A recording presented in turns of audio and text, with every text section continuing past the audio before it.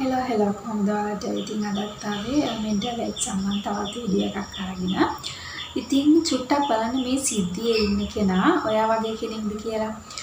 ඉතින් මේ සතියන්තේ සෙනසුරාදා දවසේ ඔයා වැඩ ටික ඉවර කරලා ඇඳට එනවා. ඔයාට ඕන ස්නැක්ස් ඒවත් හදාගෙන ලයිට් එකත් ඔෆ් කරලා ඔයා ටීවී එක ඔන් කරගන්නවා.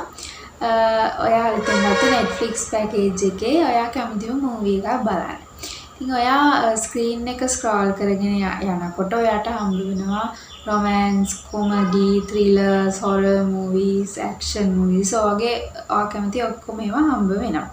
ඉතින් ඔයා ටික වෙලාවක් ස්ක්‍රෝල් කරනකොට හිතලම මොකද්ද මේකෙන් බලන්න හොඳ, මේක බලන එක හොඳද, එහෙම නැත්නම් ඊට වඩා අරක හොඳද, ඊට පස්සේ ඔයා මේ මූවීස් බලන්න කලින් මොනවා හරි වගේ රිවිව්ස් බලලා තිබ්බනම් ඔයා ඒවා මතක් කරලා ඒවත් එක්ක කම්පෙයාර් කරලා බලනවා.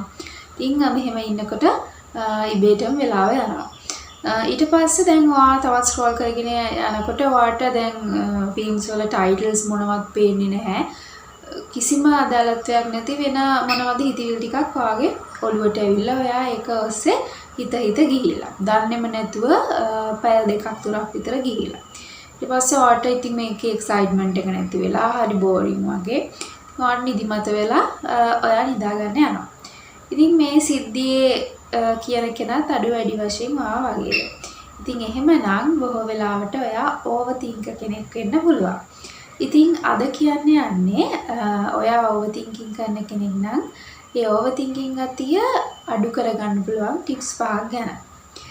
ඉතින් පළවෙනි එක තමයි කෙනෙක්ට ඕවර්තින්කින් තියෙනවා කියලා එයා මුලින්ම පිළිගන්න ඕන. අයිඩෙන්ටිෆයි කරගන්න ඕන. අඳුර ගැනීම සහ පිළිගන්න එක වැදගත් වෙන්නේ.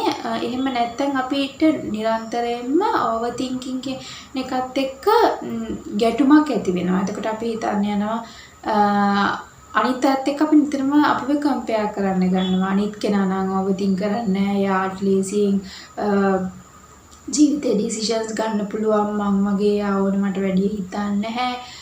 යා හරිම රිලැක්ස් එකේ ඉන්නවා කියලා අපි අනිත් අයත් එක්ක අපිව නිතරම සංසන්දනය කරන්න යනවා. ඉතින් එතකොට වෙන්නේ මේ තියෙන අවුල ඕවර්තින්කින් අවුල තව වැඩි වෙලා අපි ස්ට්‍රෙස් එකටපත් වෙන එක. ඉතින් මේක අඩු කරන එක තමයි අපේ ඕවර්තින්කින් අඩු කරන්න පුළුවන් හෙල්දි ඩිස්ට්‍රැක්ෂන්ස් අපි හදාගන්න එක. ඉතින් ඩිස්ට්‍රැක්ෂන්ස් කියලා මෙතනදී අදහස් කරන්නේ අපේ මනස වෙන දෙයක් එක්ක ක්‍රියාශීලී කරන එක. ඉතින් එක්සර්සයිසස් කරන්න පුළුවන් නම් ඇත්තටම මේ ඩිස්ට්‍රැක්ෂන්ස් විදිහට ගොඩක් හොඳ එකක්. ඒක එතකොට ඔයාලට හොබි එකක් විදිහට කරන්න පුළුවන්. ඉතින් ජිම් එකකට ගිහිල්ලා හරි ගෙදරදී හරි ඔයාගේ ශරීරය වෙහෙසෙනකොට ඔයාට ගොඩක් වෙලාවට අර ඕනමට වැඩි දේවල් ඕවර්තින්ක් කරන්න තියෙන ටෙන්ඩන්සි එක ගොඩක් අඩු වෙනවා. ඉතින් ජිම් එකකටම නැහැ. ඉතින් ඔයාලට ගෙදරදී හරි වර්ක්අවුට් කරන්න පුළුවන්. එහෙම නැත්නම් යෝගා වගේ දෙයක් කරන්න පුළුවන් නම් ඒ හැමදේම ගොඩක් ප්‍රයෝජනවත් වෙනවා. ඉතින් ඒ වගේම ඔයාලට මූවි එකක් බලන්න පුළුවන් මනස රිලැක්ස් වෙන්න. ඊට පස්සේ ඔයාලට සමන් දෙන්න පුළුවන්. ආව විනිශ්චය කරන්න නැති හොඳ යාළුවෙක් එක්ක ඔයාලට ටික වෙලාවක් කතා කරන්න පුළුවන්. ඒ වගේ දේවල් කරන්න පුළුවන්. ඉතින් තව වැදගත්ම එකක් තමයි ඔයාලා සමහරවිට මේ ගැන අහලත් ඇති, දන්නවත් ඇති. ගොඩක් තියෙනවා දැන් කඩවල ගන්න මයින්ඩ්ෆුල්නස් කලරින් බුක් කියලා. ඉතින් මම ගාවත් එකක් තියෙන හින්දා මම එක පෙන්නන්නම්. ඉතින් මේකේ ඉන්නේ මේ බකමූණෙක්. අර ඒකේ තියෙන විශේෂත්වය තමයි චූටි අර හැඩතල තියෙනවා ඒක ඇතුලේ. චූටි පාට කරන්න කොටස් තියෙනවා. ඉතින් ඒක හරියට පාට කරන්න නම් ඒකට අවධානය දීලා සිහියෙන් යුතුව තමයි ඒක පාට කරන්න ඕනේ. එහෙම නැත්නම් ඒක නිවැරදිව පාට කරන්න තියෙන chance එක අඩුයි. ඉතින් ඔයා ඕවර්තින්කින් කරන කෙනෙක් නම් මේ වගේ පොතක් අරගෙන බලන්න.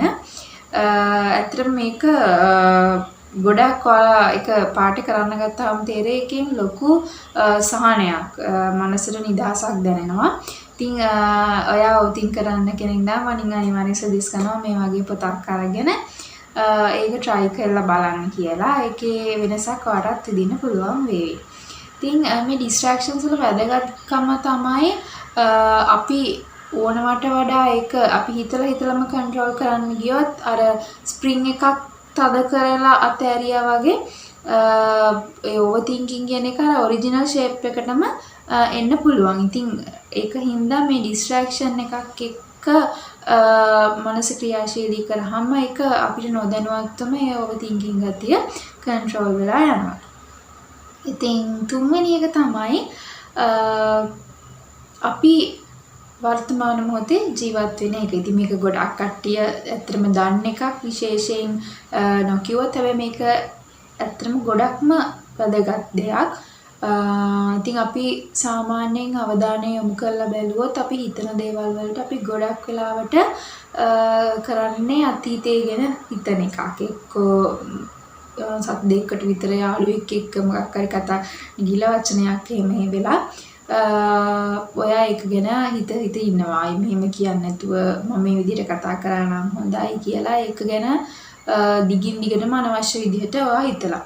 එහෙම නැත්තම් බැලුවොත් මොකක් හරි අනාගතේ කරන්න තියෙන වාඩි දෙයක් ගැන දැන්මත් ඔයා ඒක ගැන යම් කිසි ප්ලෑන් එකක් හදලා ඉතලි ඉවරයි. හැබැයි ඒත් ඔයාට පොඩක් තියෙනවා ඒක ගැන අනවශ්‍ය විදිහට වරි වෙලා තව හිතන්න ඕනමට වඩා හිතන එකක් කරනවා වෙන්න පුළුවන්. ඉතින් අවධානය යොමු කරොත් වෙන්න පුළුවන් ඔයා මේ කරන්නේ ඔයාට මේ මොහොතේ ප්‍රොඩක්ටිව් වෙලා හොඳ වැඩක් උපරිමයෙන් කරගන්න පුළුවන් ඒ එනර්ජි එක තමයි ඔයා වේස්ට් කරන්නේ කියලා. ඉතින් එක තමයි රිලැක්සේෂන් එක්සර්සයිසස් ප්‍රැක්ටිස් කරන එක. ඉතින් මේකත් කලින් කියපු තුන්වෙනි එකටම ගොඩක්ම අදාළ දෙයක්.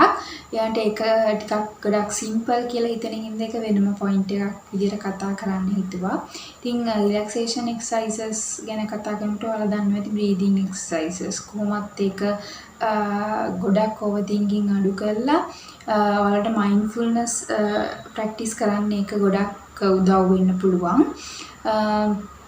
ඉතින් ගොඩක් වෙලාවට ඒකට ඔයාලට උදව්වක් වෙන්න පුළුවන් ඔයාලා හිතලා කරන එක ඔයාලට පස්සේ ඕනනම් කරන්න පුළුවන්. ඊට කලින් ඔයාලට YouTube එකේ ගැහුවට පස්සේ deep breathing exercises කියලා ඒකේ ඔයාලට visual එක බලන ගමන් මේක practice කරනකොට ගොඩක් ඒක effective වෙන්න තියෙන ගතිය වැඩි කියලා මම හිතනවා මුල් කාලේ practice කරද්දී.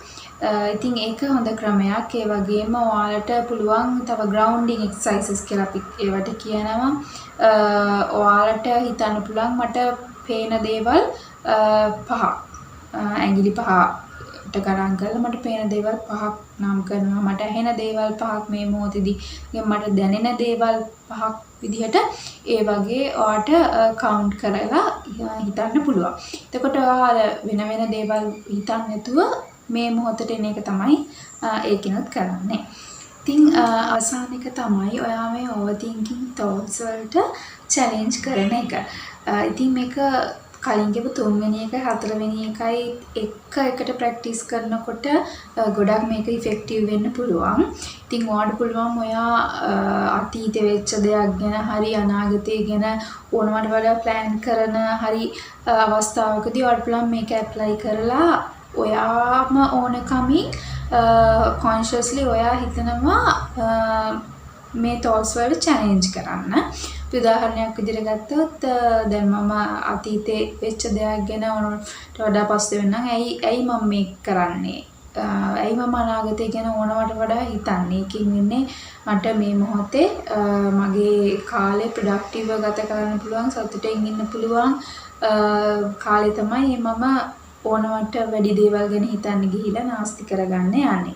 ඉතින් ඒ හින්දා මට පුළුවන් මේ දේවල් ගැන ඕනවට වැඩි හිතන්න නැතුව හොඳට මේ කාලේ ගත කරන්න කියලා ඔයාම අර overthinking negative thoughts වලට අභියෝග කරන එක තමයි මේ final tip එකේදී වෙන්නේ.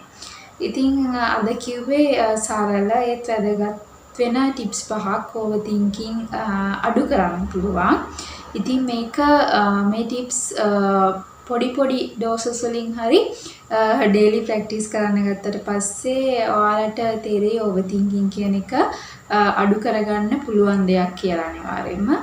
ඉතින් ඔයාලා මොකද අද වීඩියෝ එක ගැන හිතන්නේ? ඔයාලා මොනවා හරි ඔයාව තින්ක කෙනෙක් නම් ඔයා වැදගත් දෙයක් ඔයාගේ ජීවිතයට එකතු කරගත්තද? ඔයා මේ වගේ හිතනවා වගේ වෙන යාළුවෝ ගැන දන්නවද? එහෙම දන්නව නම් ඔයාලට පුළුවන් මේක එයාලත් එක්ක ෂෙයා කරගන්න. ඉතින් මේ වගේ වීඩියෝ එකක් ආයෙත් දවසක අරන් එන්නම්. ඉතින් ගොඩක් thank you very much. මාව දහගෙන හිටියට. ඉතින් එහෙනම් ආයෙ දවසක වීඩියෝ එකක් අරන් එනකන් ආව සතුටින් ඉන්න. ගිහින් එන්නම්.